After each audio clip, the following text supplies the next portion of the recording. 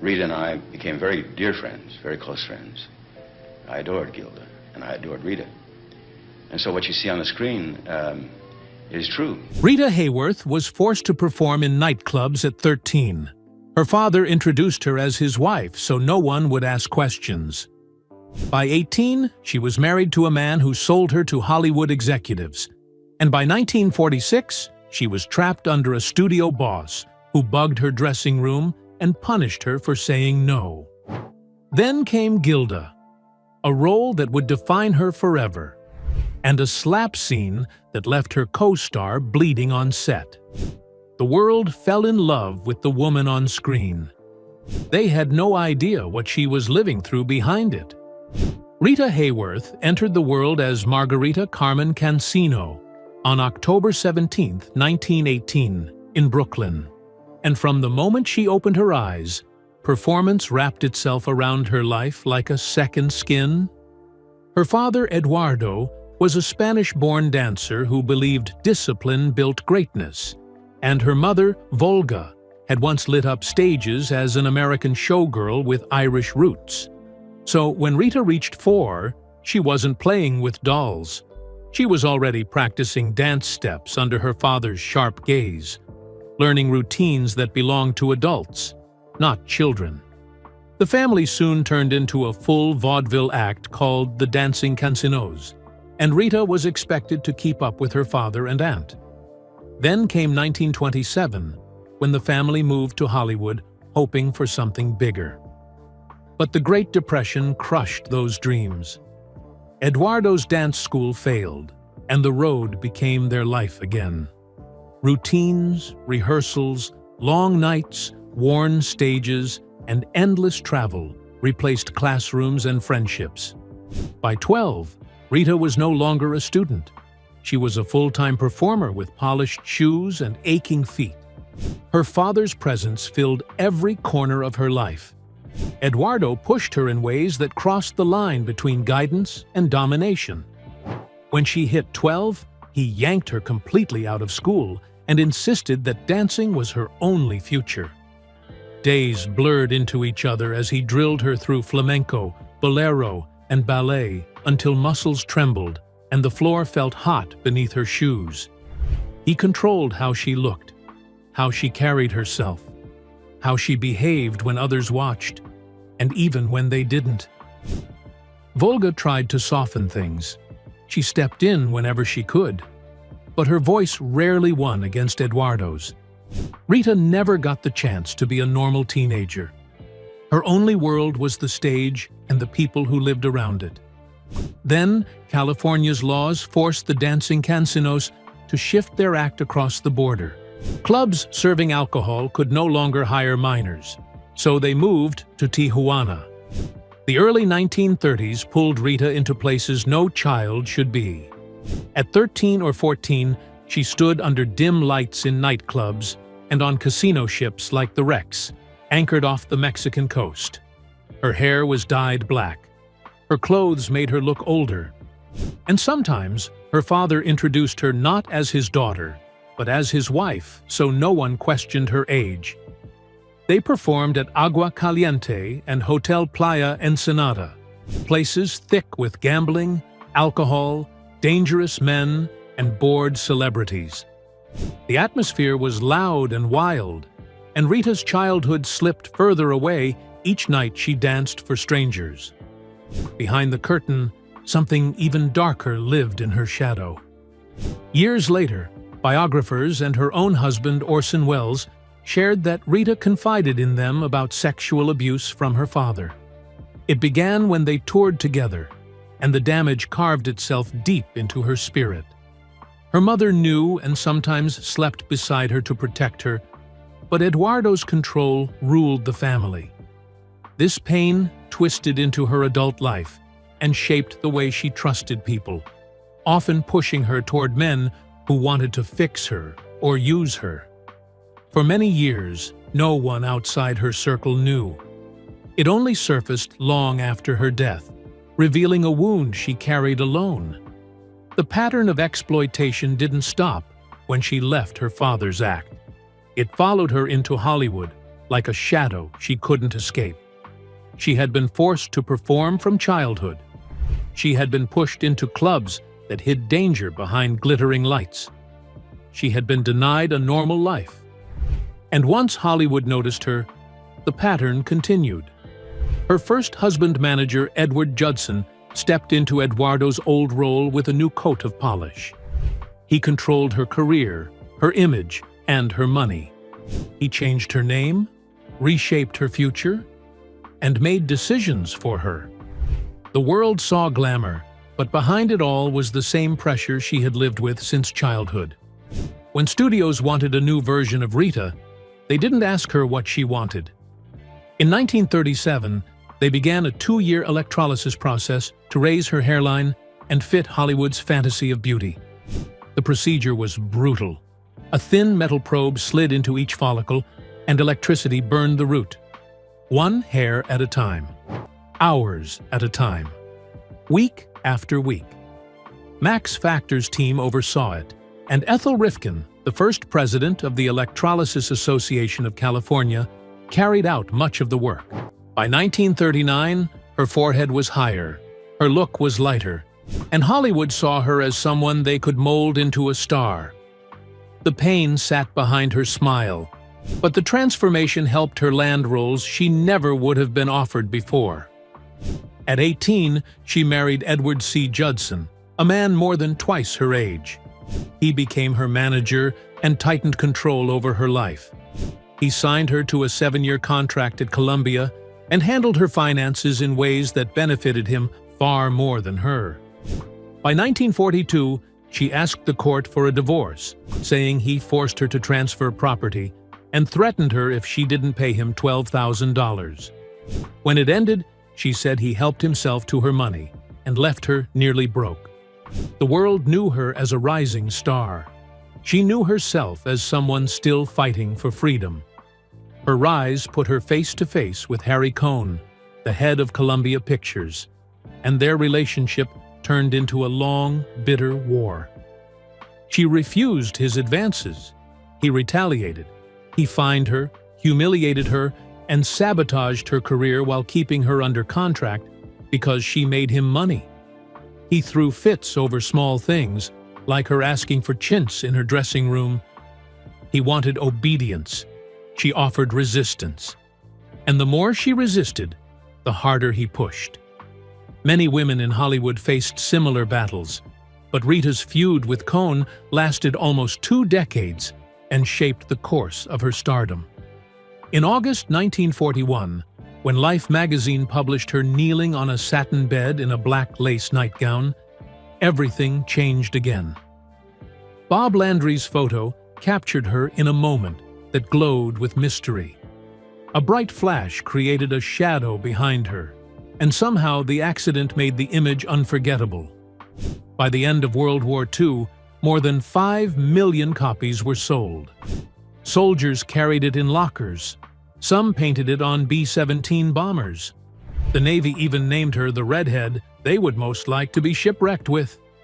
Years later, the nightgown sold for $26,088, proving how deeply that single image marked the era. Her breakthrough films arrived one after another. You'll Never Get Rich in 1941 paired her with Fred Astaire, and revived his career after his split with Ginger Rogers. The film earned 2 Academy Award nominations and announced Rita as a real star. Then, in 1944, she stepped into CoverGirl with Gene Kelly. It became Columbia's first Technicolor musical and one of the top box office hits of its time. These roles shaped her image as Hollywood's fantasy woman, the dream on screen that everyone wanted to see again. But the Rita Hayworth on posters wasn't the Rita who went home at night.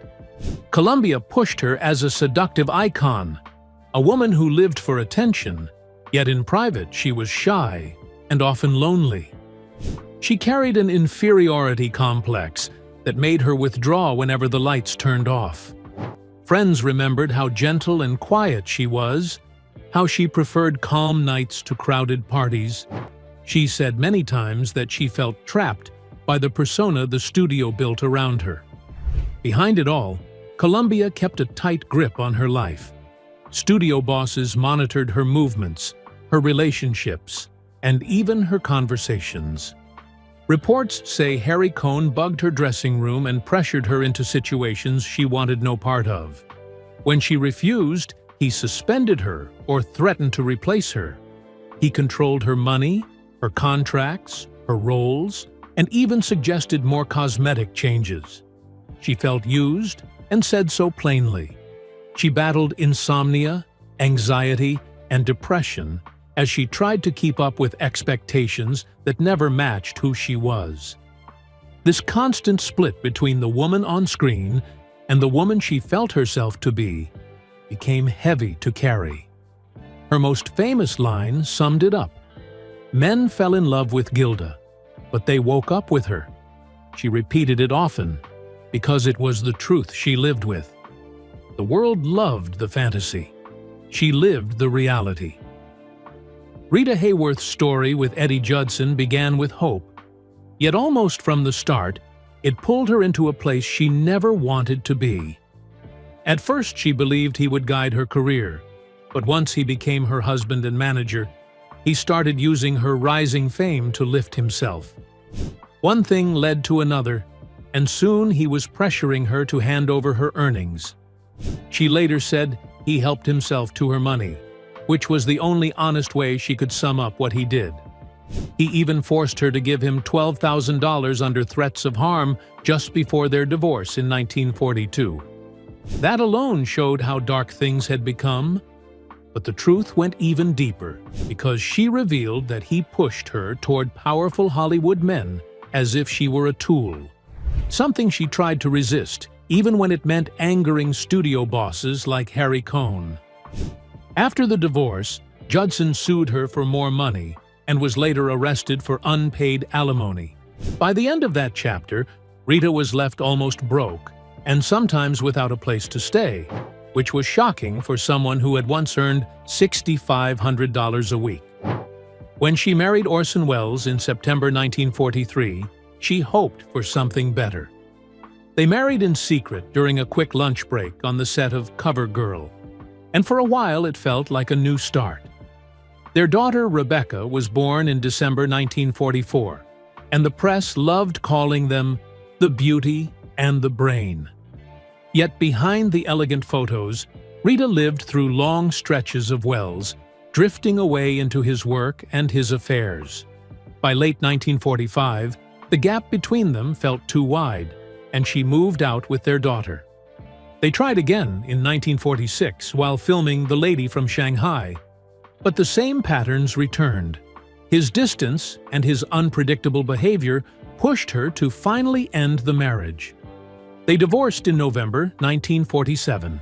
Even with the heartache, she always spoke of him with a kind of admiration, calling him the great love of her life. But love wasn't enough to keep the marriage alive. Then came Prince Ali Khan, a man whose world looked like a dream from afar. They married in Vellore on May 27, 1949, while she was 2 months pregnant, and their courtship had already stirred scandal because both were still married when it began. At first, everything seemed radiant, filled with luxury and attention, but soon she saw the other side. The prince was surrounded by constant parties, endless guests, and rumors of infidelity that never seemed to stop. Life in that circle made her feel trapped. By 1951, she wanted out. She feared for her safety and for their daughter Yasmin, especially after receiving threats during the divorce proceedings. The divorce became final on November 20, 1953. Rita won custody and secured a financial agreement, yet the chaos of that relationship left marks that stayed with her for years. Even outside her marriages, Rita had to battle the tabloids and gossip magazines that followed her everywhere. Confidential was the worst, digging into her private life and even publishing secret photos of her children. After she left Welles, every step of her custody fight over Rebecca was turned into a spectacle. The same thing happened after her break with Prince Ali Khan. with papers exposing intimate details and spreading rumors that made her life harder. She tried to shield her daughters, but it felt impossible.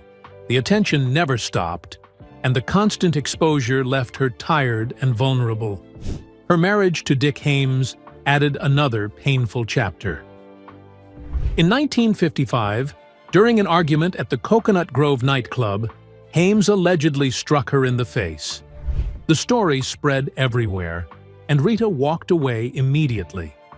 She never returned to him.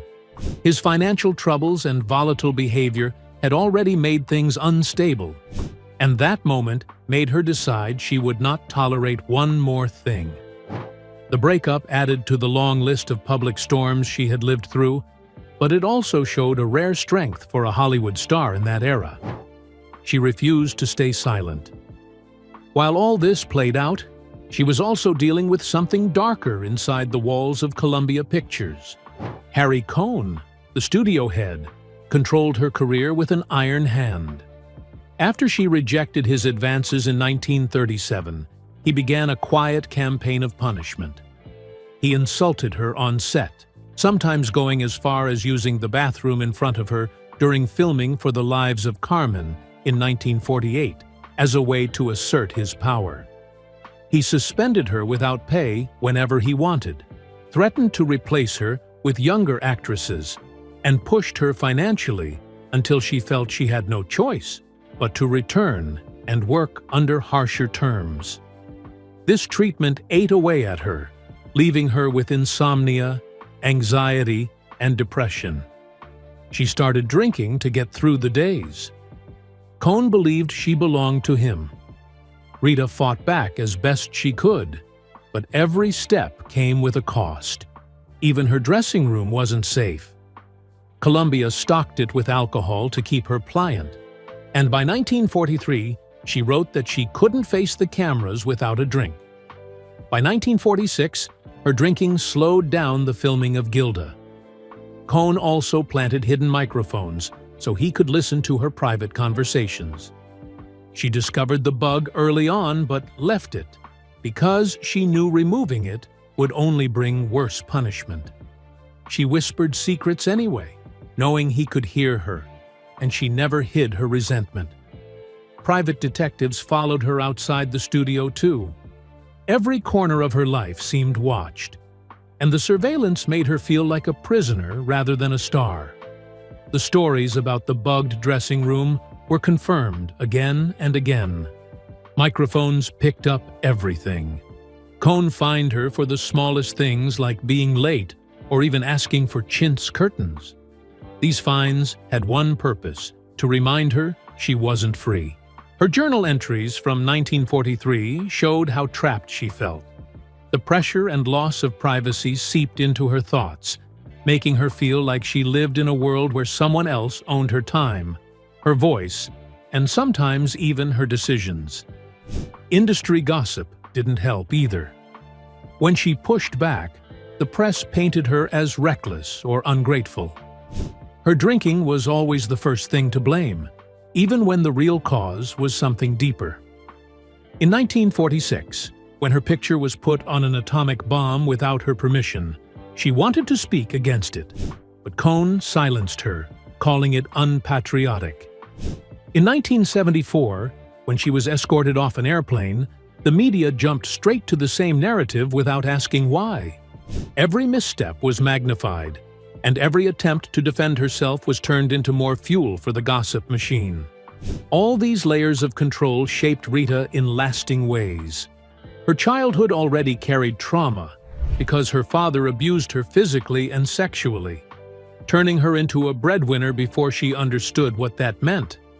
Eddie Judson added more pain by blackmailing her and treating her as something he could trade for opportunities.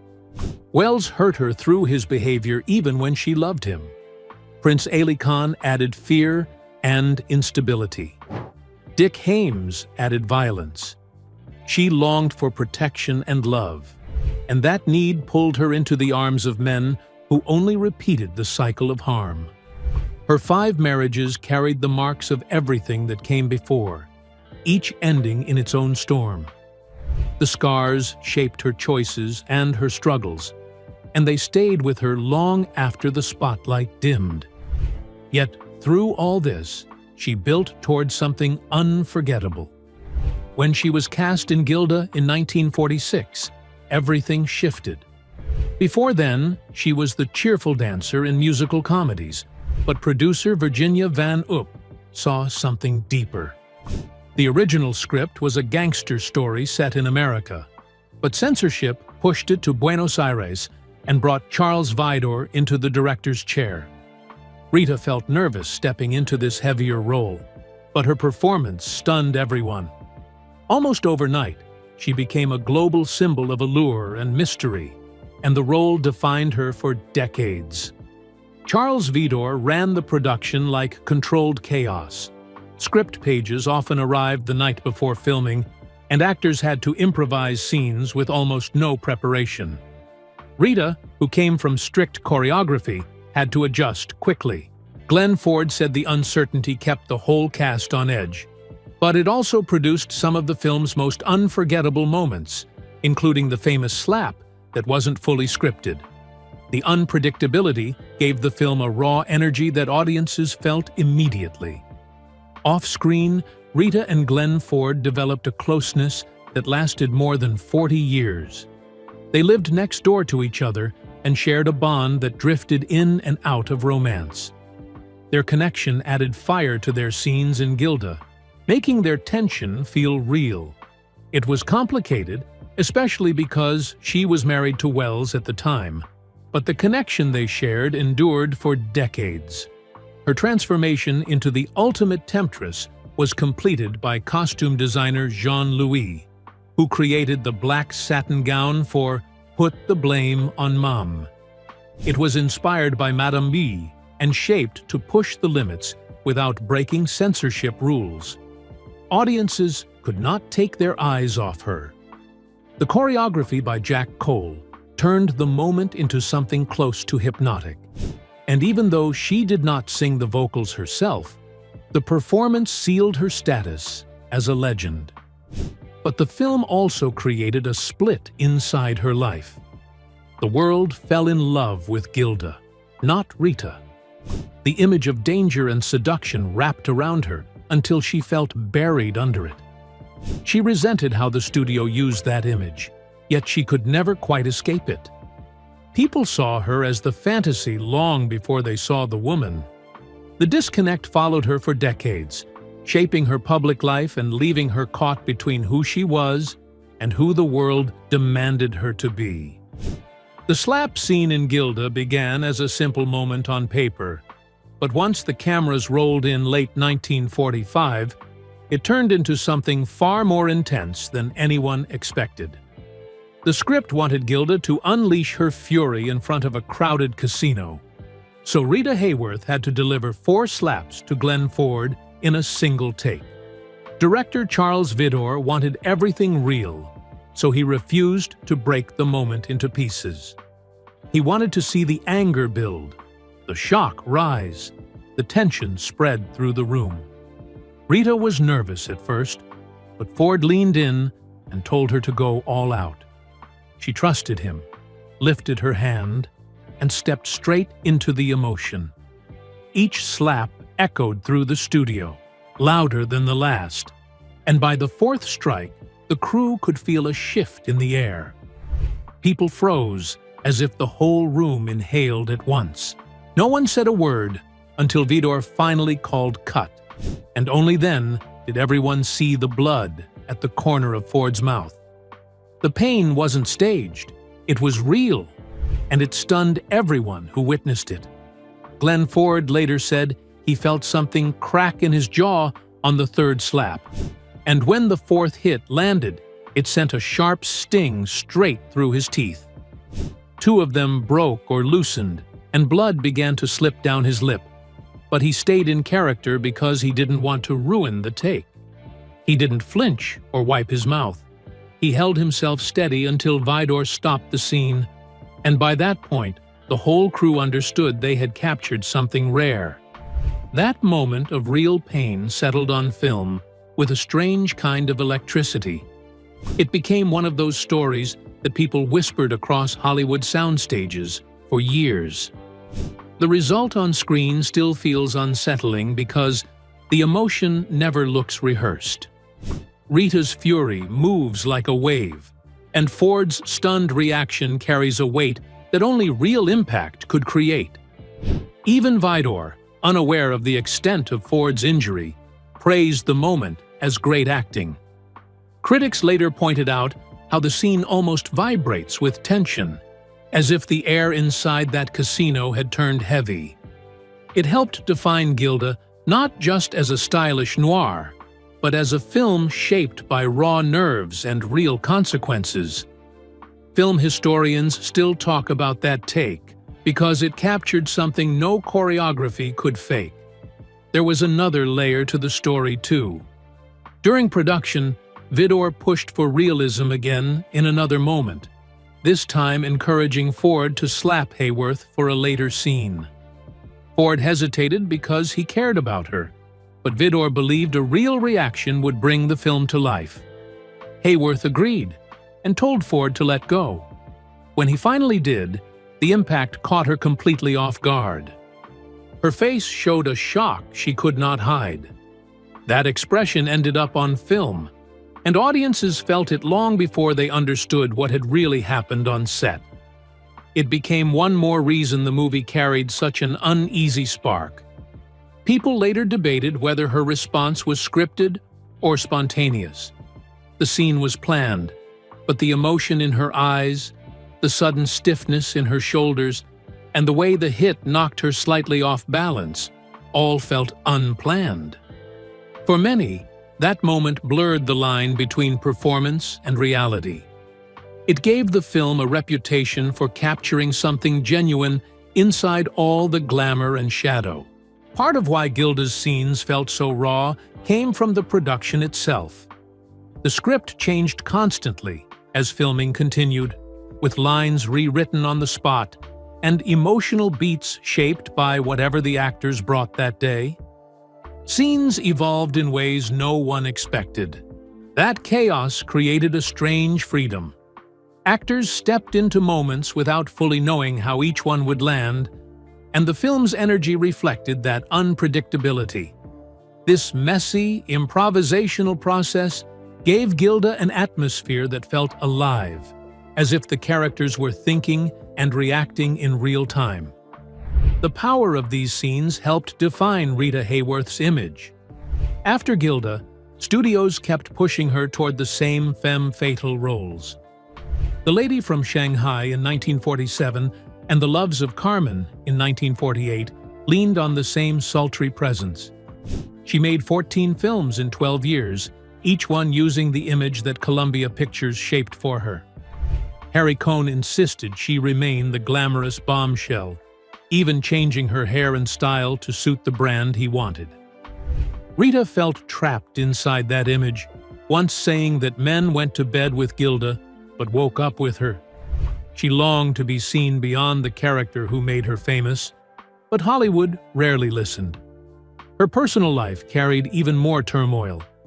In 1949, she married Prince Ali Khan after a relationship that began while both were still married to others. The world watched every step of the scandal. She was 2 months pregnant at the time of the wedding, and whispers grew louder with each headline. Life as a princess was nothing like the escape she imagined. Khan's heavy partying and public affairs created a storm around her. By 1951, she sought divorce, and the court battles that followed turned painful and frightening. There were even threats involving their daughter, Princess Yasmin. The divorce dragged on until 1953, leaving her reputation crushed and her heart exhausted. As the years passed, this pressure slowly transformed into something more painful. By the 1960s, those close to her noticed sudden mood changes, moments of confusion, and a volatility that didn't match the woman they knew. The industry blamed alcohol. Friends blamed stress. Her behavior was dismissed as difficult when, in truth, something far more serious was happening inside her mind. In 1976, the world saw a glimpse of her condition when she became visibly distressed on a flight to London, and the images that followed made headlines everywhere. It wasn't until 1979 that she was diagnosed with early-onset Alzheimer's disease, a condition few understood at the time. Her struggle revealed how easily women, especially famous ones, were misdiagnosed and misunderstood. Her case helped bring attention to Alzheimer's and opened new conversations about mental health. When she passed away in 1987, she was far from the vibrant star the world once adored. The illness had taken her voice, her memories, and eventually her recognition of those she loved most. Her daughter Yasmin stepped forward with strength, raising awareness for Alzheimer's and founding the Rita Hayworth Gala to support research. Through her efforts, Rita's story became not just one of glamour and heartbreak, but also one of compassion and change. The duality of Gilda still follows her. The seductive image that shaped the femme fatale archetype and the real violence that happened behind the scenes created a strange contrast. In one famous moment, Hayworth slapped Ford so hard she damaged his teeth, a detail that astonished audiences once the truth emerged. For Hayworth, the emotional toll of these scenes ran deeper than anyone knew. Some felt the role pressed too close to the pain she carried in her personal life, especially with the abusive relationships she had endured. The lines between character and real woman blurred once more. Today, Gilda remains a cornerstone in film noir. Students study the one-glove striptease, the sharp lighting, and the tension that hangs in every frame. Hayworth's performance still defines an era of Hollywood glamour. But the story behind it reminds people of everything she gave and everything it cost her. Her beauty shaped a timeless image, yet her life reveals the price she paid to maintain it.